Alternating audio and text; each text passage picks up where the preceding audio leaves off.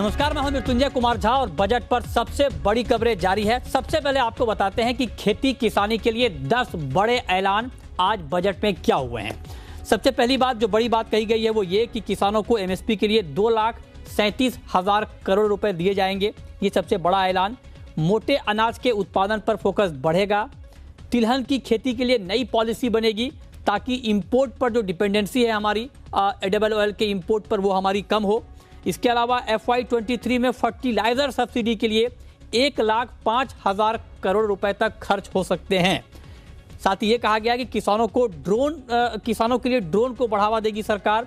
नाबार्ड के जरिए agree startup की फंडिंग होगी ताकि ज्यादा से ज्यादा स्टार्टअप इससे जुड़े। सिंचाई के लिए केन बेतवा रिवर लिंक पर काम शुरू होगा, जिसके लिए 1400 करोड़ का फंड का प्रस्ताव दिया गया है।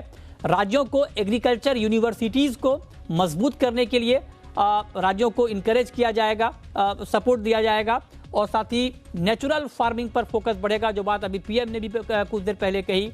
और फल और सब्जियों की खेती के लिए अलग से फंड दिए जाएंगे। ये 10 बड़े ऐलान हैं खेती किसानी के लिए। हमारे साथ बीबी मेहता हैं, ईडी हैं सी के, पृथ्वीराज कोठारी जुड़ रहे हैं, इब्जा के प्रेसिडेंट, कोलिन शाह होंगे जीजेईपीसी के। आप सभी का बहुत बहुत स्वागत है। मेहता जी, सबसे पहला सवाल आपसे मेरा यही होगा, आप लोग हर बार ऑयल सीड फंड की मांग करते हैं, इस बार बड़ा जोर देकर कहा गया है कि इंपोर्ट पर डिपेंडेंसी कम की जाएगी और तिलहन की खेती के लिए नई पॉलिसी लाई जाएगी।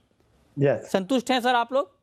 काफी संतुष्ट है। ये वेलकम स्टेप है। हम कम से लास्ट 5 साल के उससे पीछे लगे थे कि national mission on edible oil launch किया जाए। आज मैडम फाइनेंस मिनिस्टर ने floor of parliament already announce कर दिया है और डेफिनेटली ये बहुत जरूरी था।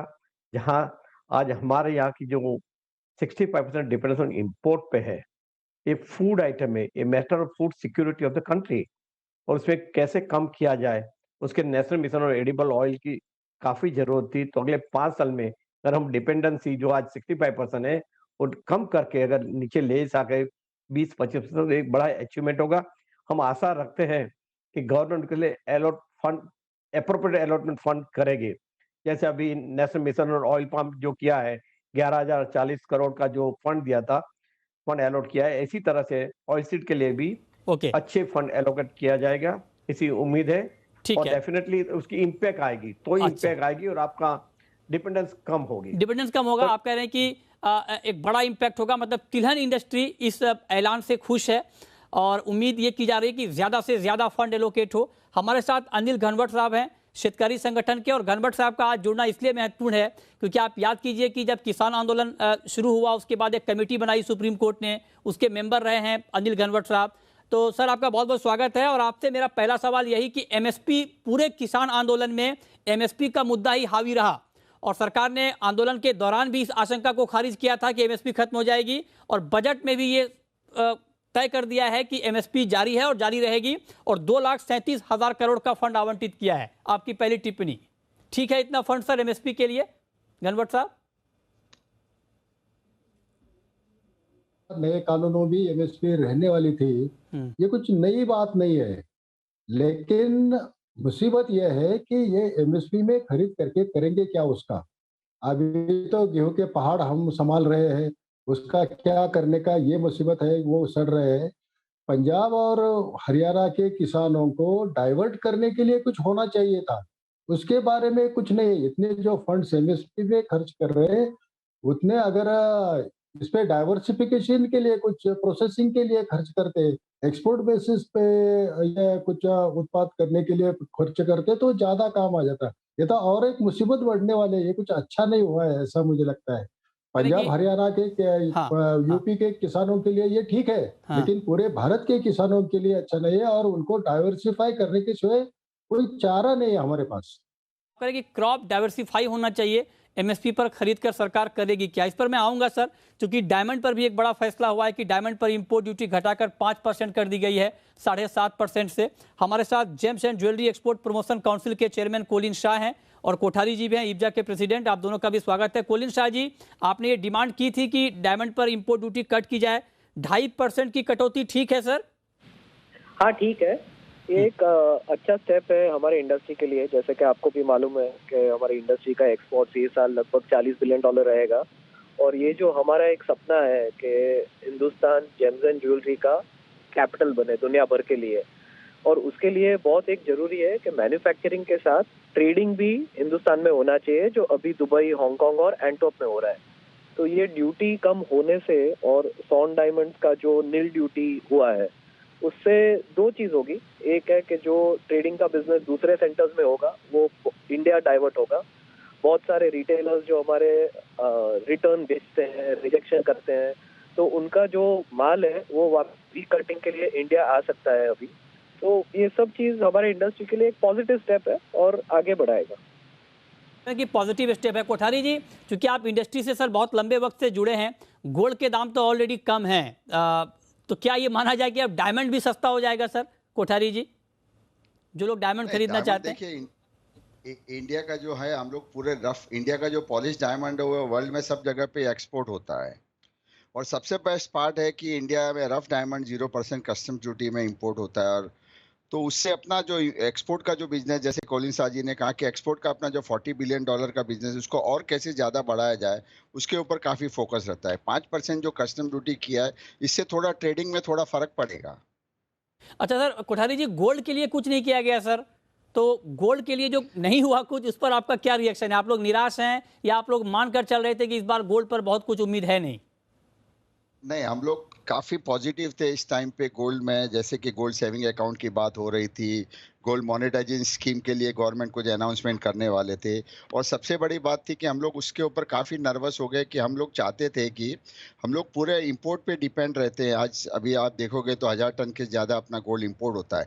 तो गवर्नमेंट से हमारी रिक्वेस्ट थी कि यहाँ पे जो माइंस और उसके लिए जो R&D के लिए थोड़े बहुत पैसे अलॉट किए जाए, ताकि हम हिंदुस्तान में यहाँ हिंदुस्तान में हम माइनिंग कर सके गोल्ड और प्रेशियस मेटल और प्रेशियस स्टोन के लिए।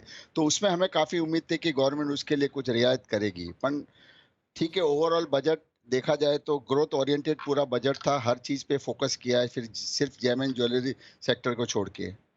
ठीक है, ठीक है सर। कई मौक़ों पर गोल्ड के लिए कुछ होता है, तो कई मौक़ों पर डायमंड के लिए, इस बार डायमंड के लिए हुआ।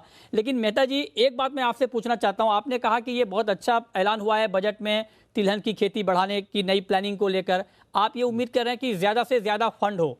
आपके हिसाब से कितना फंड आ जाएगा, शुरुआती दौर में आ जाना चाहिए, जिससे जो पर्याप्त माना जाएगा शुरुआती दौर में खेती के लिए, तिलहन की खेती के लिए? देखिए, ऑयल पाम के लिए 11,040 करोड़ का पैकेज दिया हुआ है 5 साल के लिए।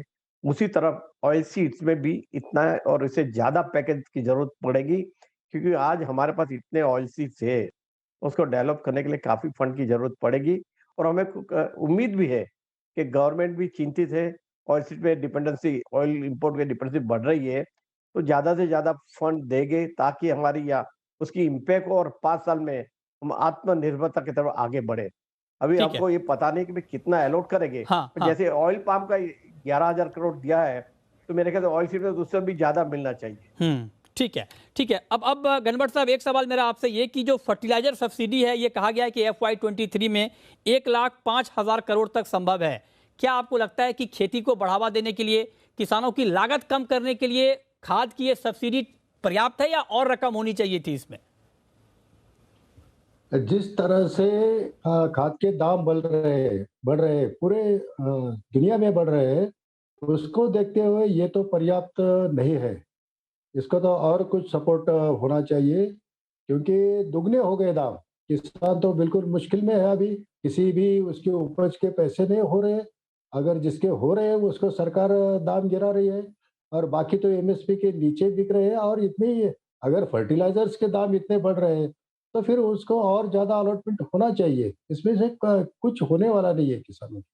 तो आप कह रहे हैं कि इसमें जरूरत है, इसमें और बढ़ोतरी होनी चाहिए। ये आपका सर, माफी चाहूंगा, वक्त कम है। 30 सेकंड में कोठारी जी, बजट में भले ही ऐलान ना हुआ हो गोल्ड को लेकर, लेकिन आगे आप क्या ऐलान की उम्मीद करेंगे? एक ऐसा ऐलान जो आपको लगता हो कि सरकार को आगे कर देना चाहिए अगले कुछ दिनों में।